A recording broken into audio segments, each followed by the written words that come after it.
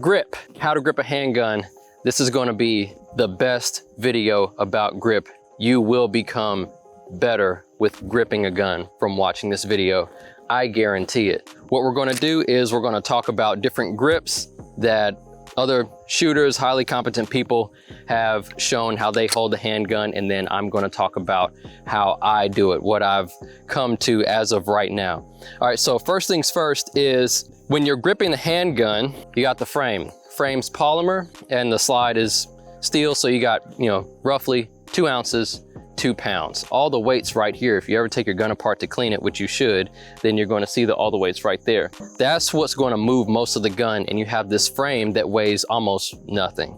So ideally what we want to do is we want to cover both sides of the frame. If I could shoot like this, then I would, because you see how my hand is completely covering the frame. That's what we want, but we can't shoot like that. So what you want to do is with your dominant hand, I'm right-handed, you want to take this web of your hand, get high up under the back of the gun, this beaver tail area. You don't want any space. All right, we're getting through like the basics of grip, and then I'm going to get into the details here in a second. So I want to take up all that space because the gun's going to want to move to the least point of resistance. So I'm getting that up high. When I get up high, I want to wrap these 3 fingers around the frame and have my index finger high above the trigger guard. Finger away from the trigger until you're on target and ready to shoot. Checks are free. All right, so now with the opposite side, you see how I have all this open space? I want to lift up my thumb to create space, and then with my non-dominant hand, this trigger guard right here, I'm going to karate chop the bottom of the trigger guard and roll my hand forward. I got that from Rich, who's a master shooter. He says karate chop, roll. You see how this fits like a puzzle piece here? It's not this, it's not this. I'm taking up all this space. The space that you leave open is the space that the gun is going to want to move to. I also want to make sure my finger hits the bottom of the trigger guard and I don't stop right here, because the gun's going to want to move to that space. I essentially want to choke the gun out. There is no space anywhere on the frame. Got it? All right, cool. So moving on. I have a previous video about grip, which I think is pretty good, but this is the best one on the internet, period. All right, so what you get taught about grip could be many different things depending on who you learn it from. So first of all, we're gonna go with squeezing with these 2 fingers, your middle finger and your second to last finger. When you get high here, some people talk about milking upward and putting all your tension here. So if I'm holding on to the gun, more of my tension is here, there's less tension here. Okay, and then everybody, pretty much says the same thing as far as your non-dominant hand. Your non-dominant hand is death gripping the gun. But we'll get to that in a second. The problem, I used to shoot like this with these 2 tight on the gun. The problem that I came across is this middle finger is really close to your trigger finger. And with these muscles being so close together, you tend to gas out quickly. As far as, you get tired when you're shooting. It's a little bit harder to sustain for prolonged periods of time. All right, so then you see other guys who they'll take their non-dominant hand and they put their index finger on the front of the trigger guard.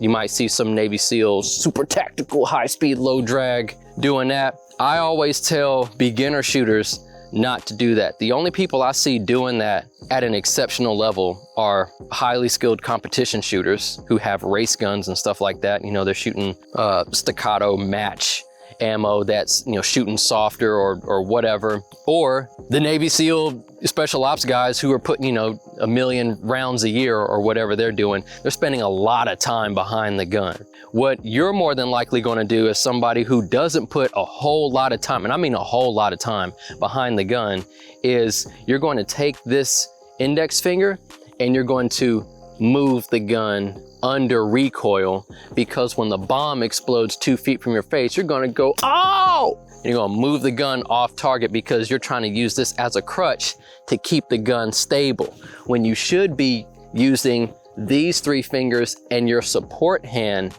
to keep the gun stable. If you can't keep the gun stable like this, you're not going to be able to keep it stable by creating this space right here and bringing your finger up here. You see how that just looks off? What they're doing when they do that is something called front to rear pressure. So front to rear pressure, when I'm holding the gun, I'm not gripping the gun like a baseball bat. I talked about that in my previous grip video. I am applying front to rear pressure like this. Okay, so I'm gonna over exaggerate it here. I'm doing this. I'm applying pressure to the front and the rear of the frame. I'm not gripping like I'm about to hit a home run, because we all know I would. With my support hand, I'm also doing front to rear pressure. I'm applying front to rear pressure. Why am I applying front to rear pressure?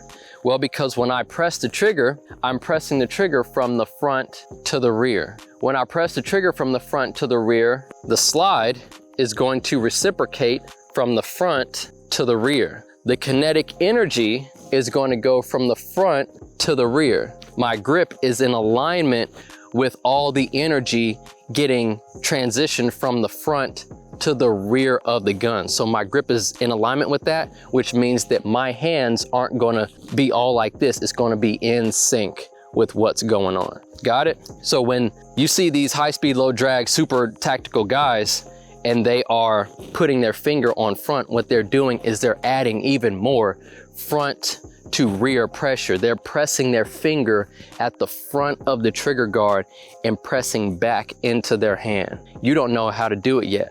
I personally don't even feel comfortable in doing it, and I would consider myself as somebody who knows what they're doing. I mean, you know, I'm teaching you right now. So you got to really get a lot of rounds down range before you start getting very competent with this. I would always say master this first with all your fingers under that trigger guard, and then go on from there. Another thing that people talk about is the thumbs forward grip. So I did the thumbs forward grip forever, like up until 7 months ago.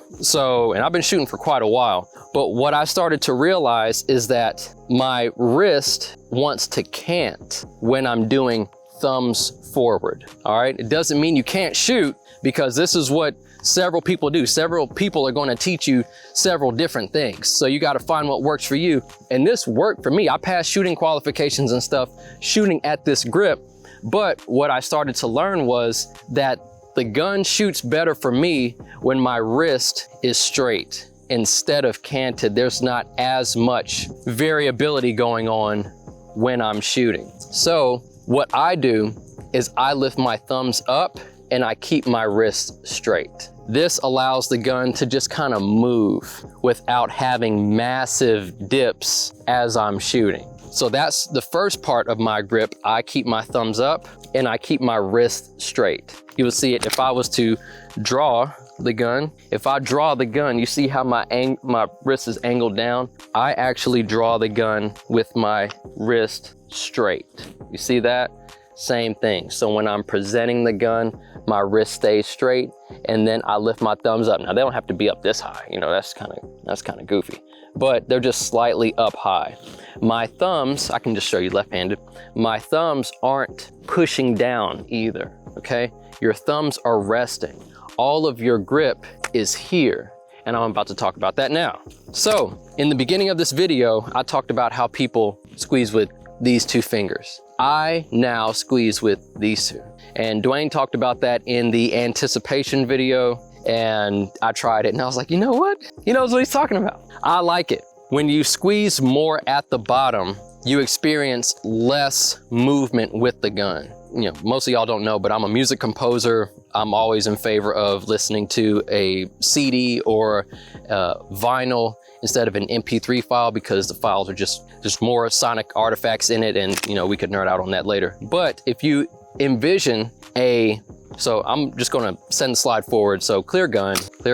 If this was a CD or a vinyl record player, and this was the center of the player, and the CD is spinning, right? As it's spinning, if we wanted to stop it, would we be better off stopping it here, or would we be better off stopping it here at the bottom? At the bottom. So when I grip the gun, all my fingers are working, but the majority of the tension is in these two fingers. I'm holding the gun at the bottom. I've also noticed that the gun doesn't shake as much in my hands if I'm clamping more at the bottom. Then when I karate chop roll, these two fingers are clamping more at the bottom as well. So I'm holding the bottom of this gun more so than the middle, because the middle doesn't really matter. So then when the gun goes bang, I'm clamping down here, the gun's not gonna rise as much. And this can get translated to smaller guns for sure, because smaller guns are going to snap more.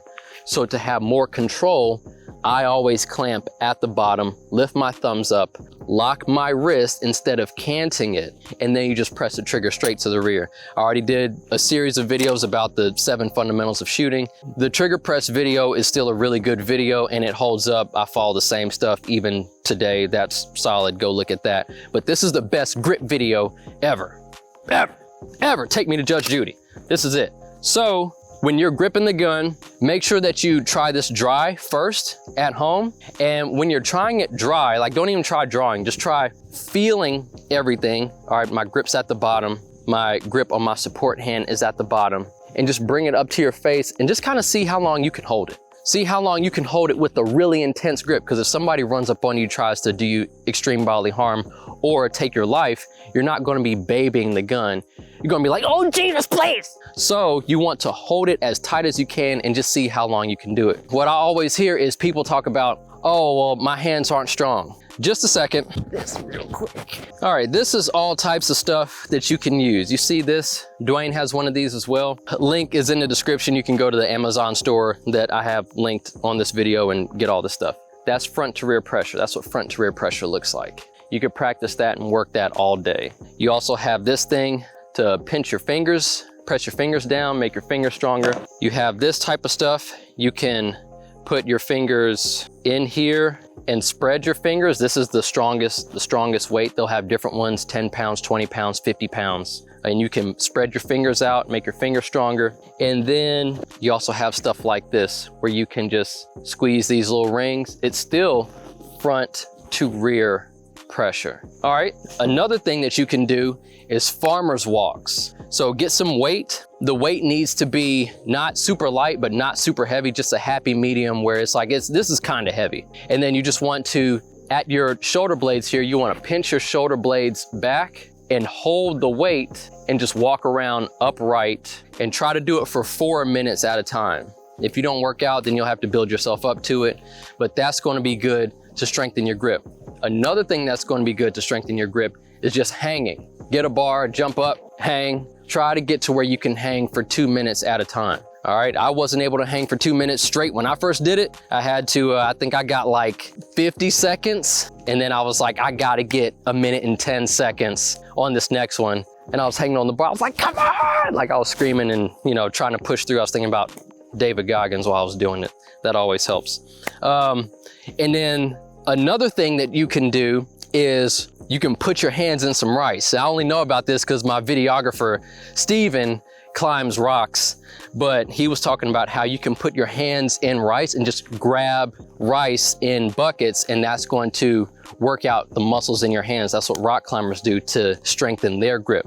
But the point is that there are things that you can do to strengthen your grip so you can hold the gun better. And by using this technique of pressing in more so at the bottom instead of up here where that tension doesn't matter, and keeping your thumbs slightly up with your wrists locked, you're going to have more control over the gun and you're going to have more consistency when you're shooting. So that's the best grip video in the world. Nobody's going to make a better grip video than that. Anybody who says, no, well, I do it differently, they're not doing everything differently. They might be like, well, I take my index finger on my support hand and I just kind of like reach up like that. Okay, whatever. But I've already given you everything. Some guys might be like, oh, well, I take the gun and I clamp in at the back, kind of like a vice. Okay, but how's their dominant hand? It looks like that. How's their non-dominant hand? Looks like that. Best grip video ever. Like, comment, subscribe. See you on the next one. Romine.